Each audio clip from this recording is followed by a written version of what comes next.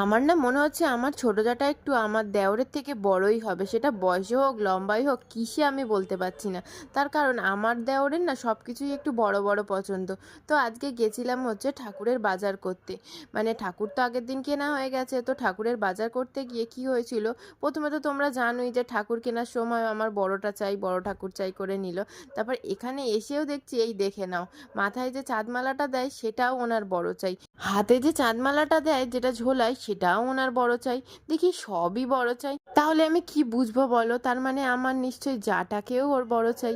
তারপরে দেখি গেলাম সবজি বাজার করতে, আর গিয়ে তোমাদেরকে বেগুনগুলো ভাবলাম দেখানোর খুব ইচ্ছে হলো, একেবারে টুনি লাইটের মতন বেগুন।